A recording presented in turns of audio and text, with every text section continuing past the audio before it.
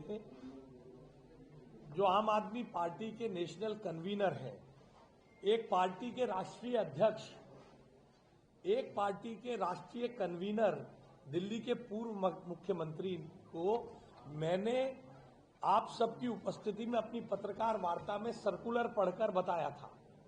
हमने सर्कुलर पढ़ा था कि क्या क्या सर्कुलर में लिखा है और मैंने कहा था कि अगर इस सर्कुलर में आपको कहीं ये दिखता है कि दिल्ली की सरकार ने कुत्तों की गिनती के लिए शिक्षकों को लगाया तो आप मुझे पढ़कर मार्क करके बता दीजिए। मैं शिक्षा मंत्री के नाते माफी मांगूंगा, अन्यथा अरविंद केजरीवाल जी माफी मांगे।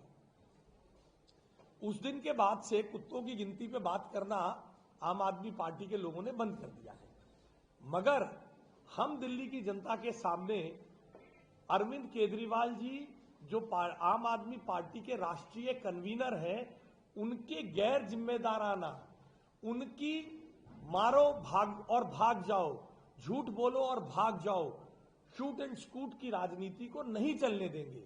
वे दिल्ली में बदअमनी फैलाकर अपनी राजनीतिक रेलेवेंस बनाए रखना चाहते हैं। इसलिए मैंने बहुत शालीनता से अरविंद केजरीवाल जी से निवेदन किया है कि अरविंद केजरीवाल जी, आप ब्यूरोक्रेट भी रहे हैं। मैंने लिखा है, given your background in administration as former chief minister, your statement can not be regarded as a mere misunderstanding. Instead, it appears to be a part of a deliberate attempt to derail smooth implementation of a very important safety initiative. Unfortunately, such conduct reflects continuous pattern wherein the Aam Aadmi Party indulges in what can be best described as shoot and scoot politics of making unfounded allegations, creating sensation and then retreating from responsibility. अब आप मुझे बताइए, एक party का राष्ट्रीय मुखिया जो ये क्लेम कर रहे थे गोवा में जाके, मैं ही तो अकेला राष्ट्रीय नेता आया हूं आपसे वोट मांगने, वो राष्ट्रीय नेता दिल्ली में जो है ही नहीं उस पर झूठ बोल दे। और मेरी बात को पुख्ता करने के लिए आम आदमी पार्टी ने कल ड्रामा किया। आम आदमी पार्टी ने कल कहा कि सरकार प्रदूषण पर चर्चा से भाग रही है। मेरे साथ कपिल मिश्रा जी ने बैठकर बताया सरकार प्रदूषण पर चर्चा करेगी।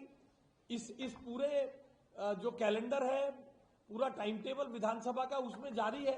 हर जगह झूठ बोलना, हर जगह भाग जाना हम भागने नहीं देंगे साहब। अरविंद केजरीवाल जी को दिल्ली की जनता से माफी मांगनी पड़ेगी, अपने झूठ को स्वीकार करना पड़ेगा। दिल्ली की जनता से उन्होंने पहले भी माफी मांगी है, एक बार फिर मांगे और दिल्ली सरकार बड़ा हृदय रखकर उन्हें माफ करेगी। पहले भी उन्होंने कई बार झूठे आरोप लगाए, डिफेमेशन केसेस में उन्होंने माफी मांगी है।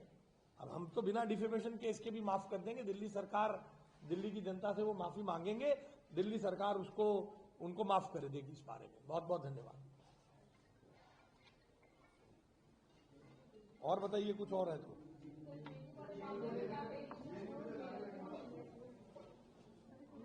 देखिए,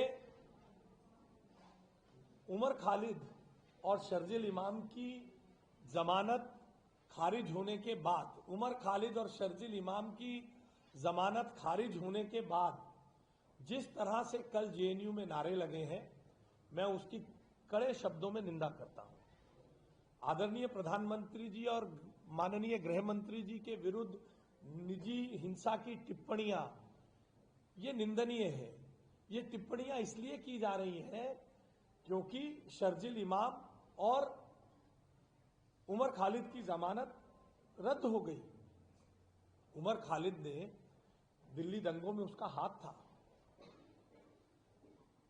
और आज किस प्रकार की विदेशी ताकतें उनके साथ लगी हैं। आप लोगों ने देखा ना, न्यूयॉर्क के मेयर ने अपनी शपथ के बाद तुरंत कैसे शर्जिल इमाम के बारे में, उमर के बारे में टिप्पणियां की हैं। Omar, we are worried about you. ये एक पूरा नरेटिव विदेशी ताकतों के साथ मिलकर पहले देश को अस्थिर करने की कोशिश की गई और अब जिस प्रकार से जमानत रद्द होने के बाद जेएनयू में यह घटनाक्रम हुआ है, इसमें भी कहीं दूरगामी तरीके से विदेशी ताकतों का भारत की राजनीति में अपना प्रभाव डालना और कमजोर करने का एक कारण है। और क्यों ना हो, ऐसे लोगों की हिम्मत क्यों ना बढ़े, जब इस विधानसभा में ऐसे लोग हैं, ऐसे विधायक हैं। इंडी अलायंस की पार्टी है आम आदमी पार्टी, इंडी अलायंस का हिस्सा है आम आदमी पार्टी। कन्हैया कुमार के साथ मिलकर जो जेएनयू का अध्यक्ष, जिसकी मौजूदगी में भारत तेरे टुकड़े होंगे के नारे लगे, उनके साथ आप चुनाव लड़ेंगे,